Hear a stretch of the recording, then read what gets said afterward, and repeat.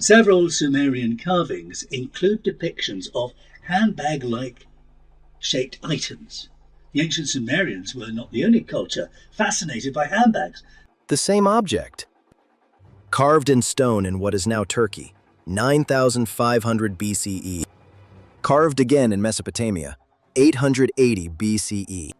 Carved again in Mexico, 500 BCE. 3 locations, 3 civilizations, no contact between any of them documented or proposed, not one physical copy ever found. The Mesopotamian version has a name. The cuneiform texts call it the Banduddû. The 7 sages, the Apkallu, carry it in every single depiction. Always in the hand of a figure described as a bringer of civilization, never a king, never a soldier. The British Museum has housed the Nimrud panels since the 1850s. The original catalog entry called the object a bucket. The current entry calls it a ritual pail. The word bucket no longer appears. No note explains the revision. That is not the anomaly. That is the easy part. The anomaly is Pillar 43, Göbekli Tepe, southeastern Turkey, a site that predates writing, copper smelting, every civilization anyone has named. Carved into the top register of that pillar, the same form, 9,500 years before Nimrud. A name, a function, and an explanation that accounts for one of the 3 occurrences. The other 2 remain open. The academic answer is specific. The Banduddû is a purification vessel. The Ashipu, the incantation priest, dips a pine cone into it and sprinkles sanctified water over a person, an object, or a threshold. Documented in ritual texts and lexical tablets. Within Mesopotamia, it holds. Here is what the same texts also say. The Apkallu are antediluvian, pre-flood, not figures that developed the ritual, figures that delivered it. Writing, agriculture, law, mathematics. Their knowledge was not Assyrian. It was older, passed down from before. The standard reading calls this legitimating mythology. The bucket is a bucket. That reading is a choice. The texts don't require it. It explains Nimrud. It has nothing to say about the other 2. The other 2 are where this gets specific. The Nimrud reliefs are among the best documented stone panels in the ancient world.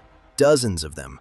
Always the same form. Rigid body, structured handle, implied interior. Not a limp sack, not an open bowl. Something constructed with a shape that holds. No physical object matching that form has been excavated at any Mesopotamian site. The closest candidates, Situlae, handled bronze pails from the 1st millennium BCE, have different proportions, different handles. Assumed by association, not confirmed by physical match. Hundreds of square meters of stone relief. The object is not in any collection. Pillar 43, Enclosure D, Göbekli Tepe. 3 forms along the upper register, not held, positioned. Above a scene no consensus has explained. The academic literature proposes burial scenes, astronomical maps, mythological narratives. It does not propose a connection to the Banduddû. The visual match is not contested. It is not addressed. At Leventa, Monument 19, a figure carries the form, as the Apkallu do. A figure of evident authority, dated 900 to 400 BCE, no contact with Mesopotamia. In 2 of 3 cases, in the hand of someone with power. In the 3rd, placed above everything else on the pillar. I don't know what to do with that except look at it. What the tablets say about who brought it changes the question entirely. The Apkallu are named in cuneiform sources, 7 of them. The first, Lana, called Oane in later Greek sources, credited with delivering civilization itself. Writing, mathematics, law, agriculture. Berosus describes a figure emerging from the sea, teaching, then returning to the water. Not a god, not a king. Something in between. Always carrying the Banduddû. It appears in every depiction of every Apkallu, without exception. Not occasional equipment, definitional. Here is what the popular record omits. Several cuneiform passages describe the Banduddû not as manufactured for the ritual, but as brought. In Mesopotamian religious texts, provenance matters. A made tool and a brought object are different categories. The functional interpretation. A priest needed a vessel. The vessel was made, the vessel was used. The tradition's own framing. The sages arrived with it. That second sentence is 4,000 years old. Nobody wrote it to make a point. They wrote it because that was what the tradition said. Both are in the record. The difference is what makes Pillar 43 either a coincidence or something the functional interpretation was never built to explain. Whether it was ever physically found is a different problem. The three-way comparison has circulated for years, and the academic response has shifted, without announcement. Early treatments presented the Göbekli Tepe carvings as identical to the Assyrian handbag. Intuitive, imprecise. The Göbekli Tepe forms are symbols carved on a flat surface. The Assyrian forms are objects in motion, held mid-ritual. The early framing didn't distinguish them. More recent treatments quietly corrected this. The correction was never announced. The older framing still circulates, unchallenged. Strip both. The proportional structure is consistent across all three occurrences.